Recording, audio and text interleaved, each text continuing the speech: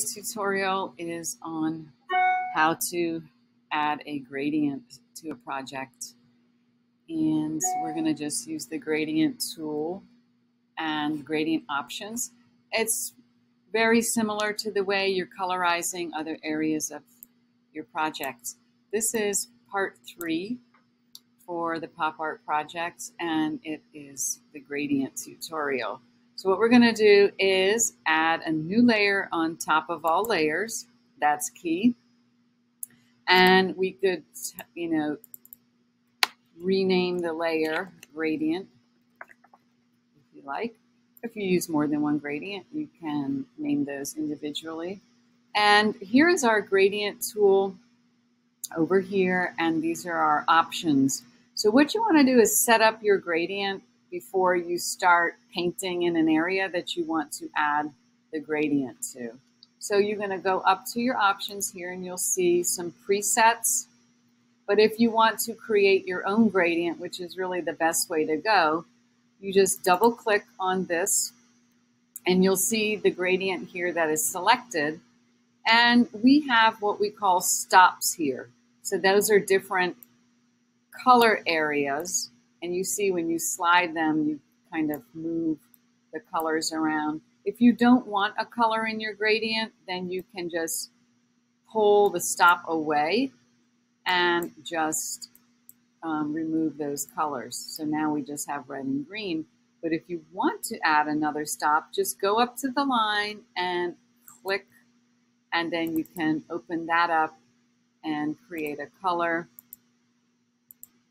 in each of those little boxes. So if you want to add another stop here, you just poke at it basically. Open this up, find the color you like. I'm just creating anything for this tutorial. And that's the gradient I am going to use right here. And click OK. And now you'll see that that is up indicated in the option, the gradient option. That's what I'm going to be working with. So we have our new layer, and now we're going to get our paintbrush and make sure we're painting in gray. I am going to increase the size of my brush to cover a large area, very quickly, and then we will make the brush smaller to refine our detailed areas. So just kind of pop this here real quickly.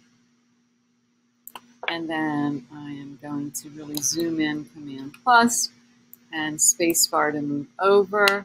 Use the bracket keys to take my brush down and carefully go along here. I'm actually not going as carefully as I would if I were not doing this tutorial. I'm just going to do this area on the road where the car is located. Spacebar to move and create a gradient right here. Let's see, I'll go up here. Trying to go quickly.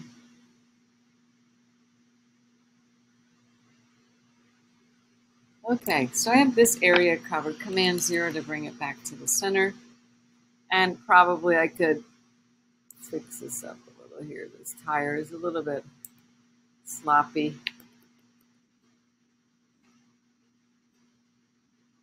I'll make it look like a tire. All right, so now I want to add a gradient to this area. So what I want to do in this case, I have to make a selection of this area. So now it's just gray paint. So what I'm going to do is right click over here on my little gradient area, not the layer, the little gradient area right here, which is what we painted, and right click, select pixels. And as you'll see, that's going to create our marching ants around the area. That's what we're going to add our gradient to. Go to the gradient tool, and for this you can select a lot of different types of gradients. You can have linear or radial. So I'll do a couple. So if you draw your gradient like this, that will add that sort of gradient. Command Z to go back.